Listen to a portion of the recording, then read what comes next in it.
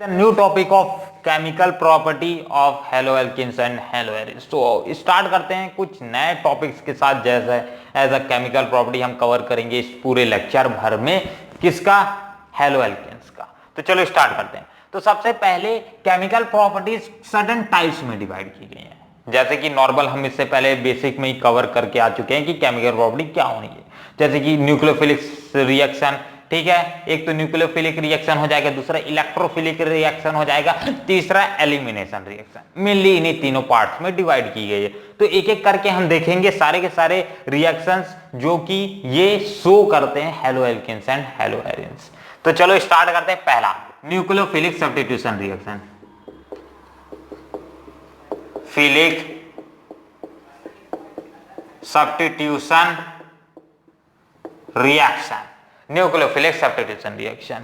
Nucleophilic substitution reaction में आगे बढ़ने से पहले मैं एक आपको वर्ड सिमिलर कराना चाहता हूं, उससे फैमिलियर हो जाओ तो ज्यादा बढ़िया है। देखो न्यूक्लियोफिलिक का मतलब क्या है, ये वर्ड का, ठीक है ना। ज्यादातर जो टॉपिक हम स्टार्ट करते हैं उसका मतलब ही नहीं जानते, तो इसलिए कोई पढ़ के फायदा नहीं है ऐसे, ठीक है।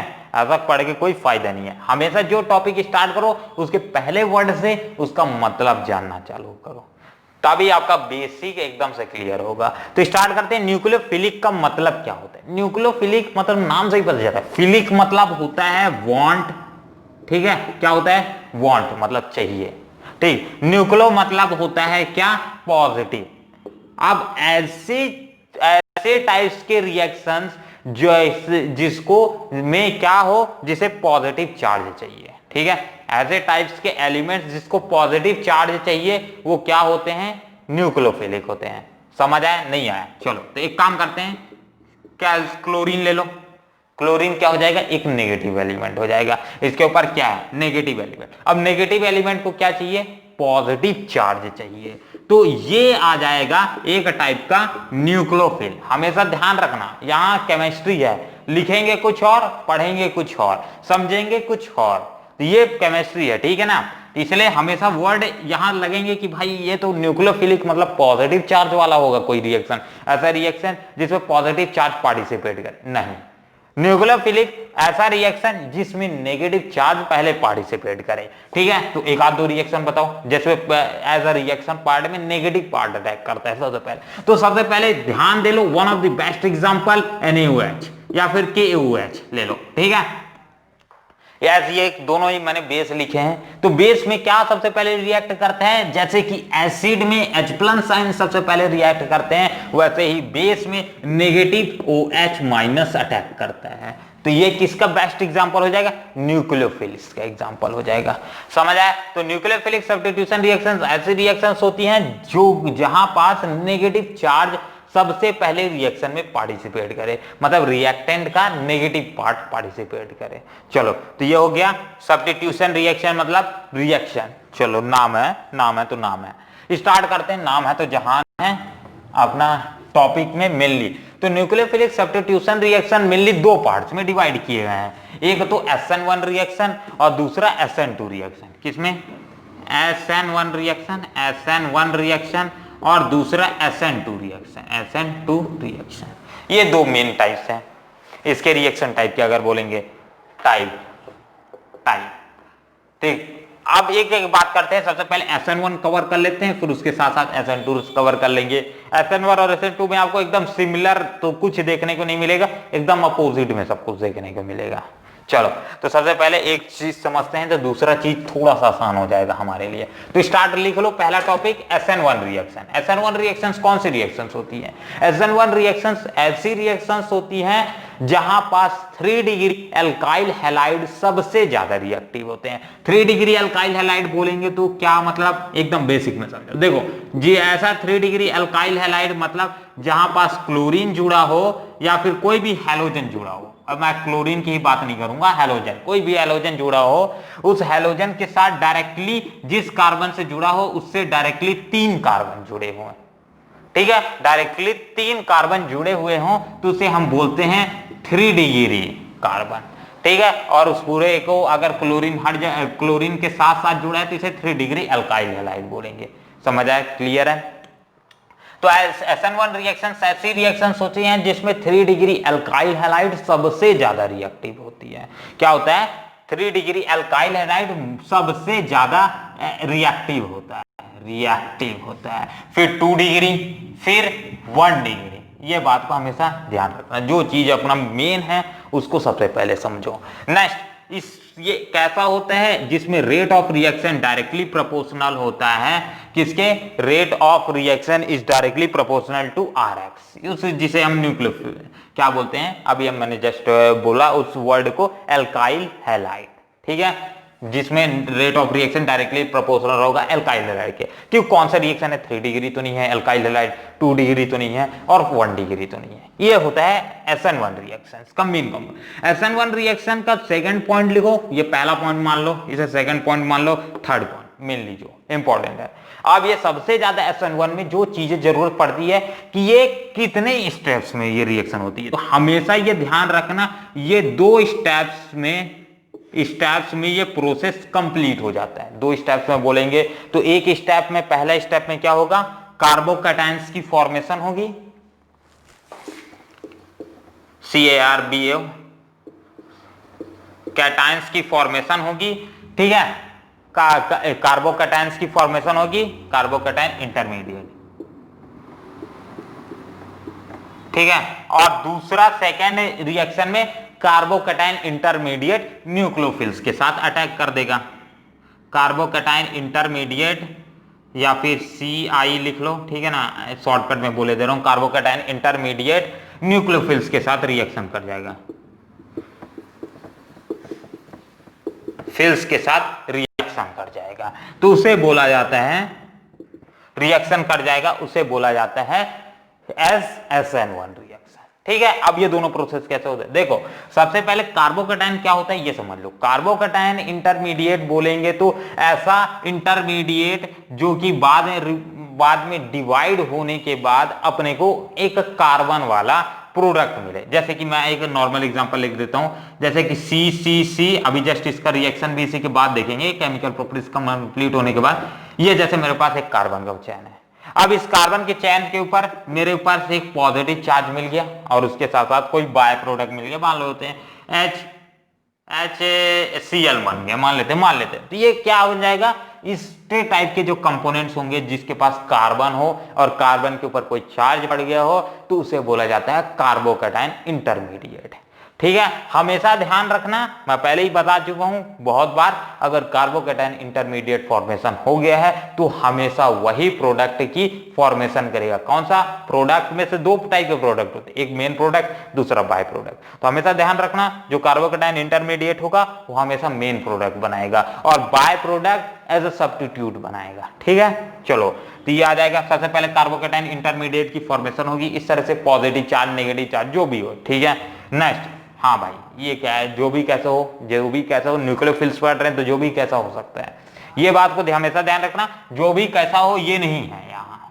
यहाँ पास हमेशा पॉजिटिव चार्ज ही होगा, क्योंकि ये एक न्यूक्लियोफिल्स रिएक्शन है। ठीक है, हमेशा क्या अटैक करेगा इसके ऊपर? Negative charge. जैसे ही OH मान लेते हैं, OH अटैक करेगा इसके ऊपर, तो हमेशा नेगेटिव ही पार्ट जुड़ेगा कि पॉजिटिव के साथ जोड़ दोगे? नहीं, हमेशा पॉजिटिव के साथ क्या जुड़ता है? नेगेटिव जुड़ता है। ये बात को क्लियर रख के चलना। तो न्यूक्लियोफिलिक, इसके बाद सबसे पहले तो कार्बोकैटायन इंटरमीडिएट की फॉर्मेशन होगी, हाँ कर लिया हमने। नेक्स्ट, न्यूक्लियोफिल्स के साथ उसकी रिएक्शन करा तो ये क्या हो जाएगा? OH यहाँ एक क्या होगा? एक टाइप का न्यूक्लियोफिल जो कि इस रिएक्शन में पार्टिसिपेट करेगा। क्लियर? चलो, तो किसका स्क्रीनशॉट हो जाए अब इसी में, बस यही तक भाई। ठीक है, तो ये असाइनमेंट 2 फिर स्टार्ट करते हैं। हो गया? हाँ, और इसमें एक आखिरी पॉइंट जो सबसे मतलब एज एडिशनल नोट पॉइंट पे डाल लेना नीचे में, नोट पॉइंट में, कि दैट ये भी जो भी आखिरी में ये प्रोडक्ट फॉर्मेशन करेंगे, आखिरी में कुछ ना कुछ इन प्रोडक्ट तो बनेगा ही, अब चाहे जितने कार्बन का बना है उससे अपने को कोई लेना देना नहीं। ठीक है, मान लेते हैं ROH नेगेटिव ही बना है, एज ऑफ ROH बना है, ये एज हमारा मेन प्रोडक्ट बना है। ठीक है, एल्कोहल मान लो, इसे एक अल्कोहल आखिरी में बना, तो ये जो मेन प्रोडक्ट बना ये हमेशा एक टाइप का क्या होगा? रैसमिक प्रोडक्ट होगा। अब रैसमिक प्रोडक्ट क्या होता है ये भी वर्ड आ जाए, रैसमिक प्रोडक्ट। अब सबसे पहले वर्ड आता है रेसमिक प्रोडक्ट। ये होता क्या है ये भी समझ लेते हैं। देखो रेसमिक प्रोडक्ट ऐसे प्रोडक्ट्स होते हैं जिसमें 50% रिटेंशन हो और 50% इन्वर्जन हो। अब ये दोनों नए वर्ड्स क्या हैं ये भी समझते हैं। तो एक थोड़ा सा रब कर देता हूं फिर स्टार्ट करते हैं। चलो यहीं पास 50% इन्वर्जन और 50% रिटेंशन हो उससे बोला जाता है रेसिमेंशन।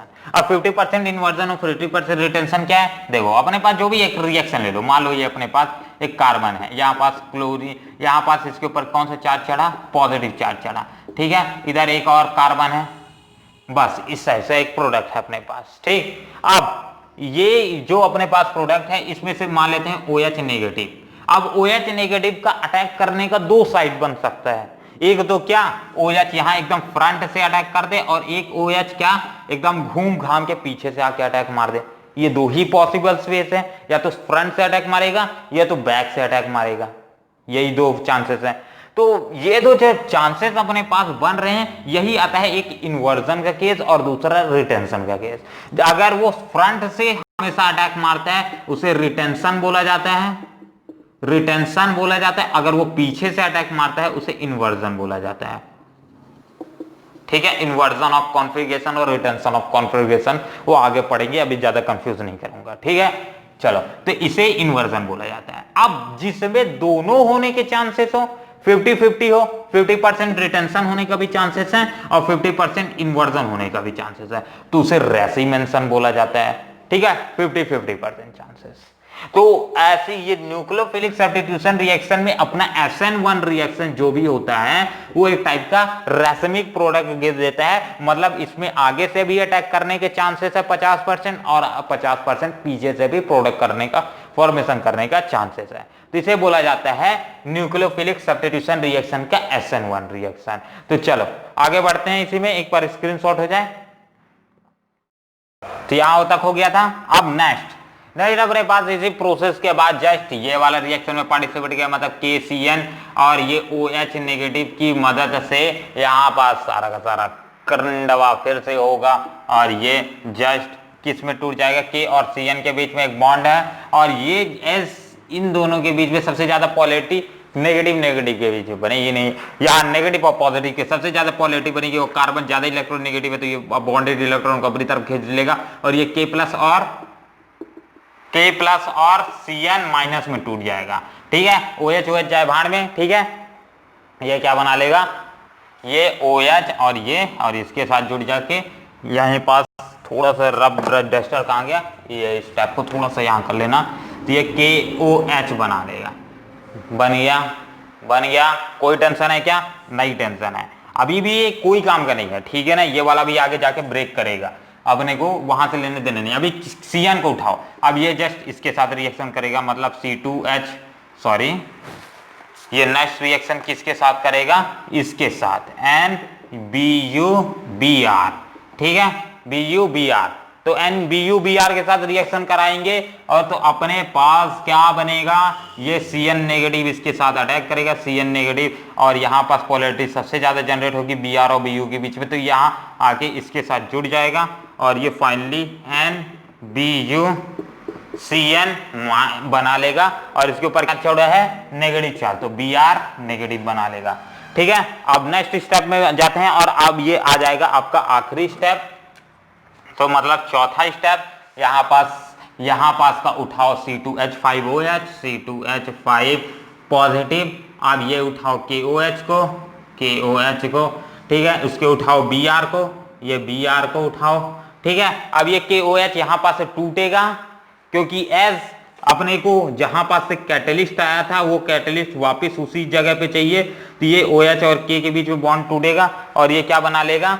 ये आएगा इसके ऊपर नेगेटिव चार्ज, इसके ऊपर आ जाएगा पॉजिटिव चार्ज, तो ये बना लेगा इसके साथ बॉन्ड और ये जुड़ के इसके साथ जुड़ के ये क्या बना लेगा? कबीर सिंह, और उसके साथ साथ ये बन जाएगा अपने पास C2H5OH कंप्लीट। जो जहां से निकला था चीजें वहीं पहुंच गई, बस समझ आए। चलो आगे बढ़ते हैं। क्लियर है? कहीं गलत तो नहीं हुआ है? गलत हुआ होगा तो जरूर कमेंट करना भाई लोग, ठीक है।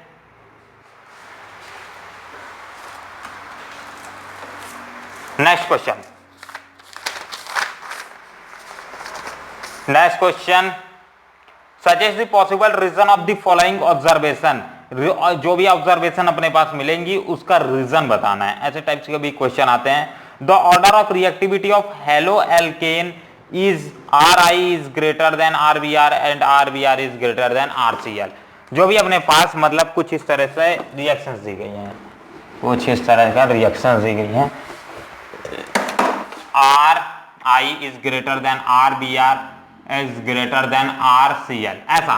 तो इन सभी में से बताना है कि ये एस क्यों फेवर करती हैं। क्वेश्चन क्या पूछा गया, the order of reactivities of hello alkene is, इस तरह के ऑर्डर में प्रेजेंट रहता है। ये मेरे को आंसर दे दिया, अब मेरे को इसका क्वेश्चन बताना है, ऐसा टाइप का रीजन बताना है कि ऐसा क्यों है। तो रीजन इसका साफ सी बात है, क्योंकि आयोडीन बेटर लिविंग ग्रुप होता है ब्रोमीन से और क्लोरीन से, और ब्रोमीन बेटर लिविंग ग्रुप होता है क्लोरीन से। ठीक है, इसका कारण क्या आ जाएगा, इलेक्ट्रोनेगेटिविटी का कांड आ जाएगा कि क्योंकि इलेक्ट्रोनेगेटिव में क्लोरीन ज्यादा होता है ब्रोमीन के मुकाबले, और ब्रोमीन ज्यादा होता है आयोडीन के मुकाबले।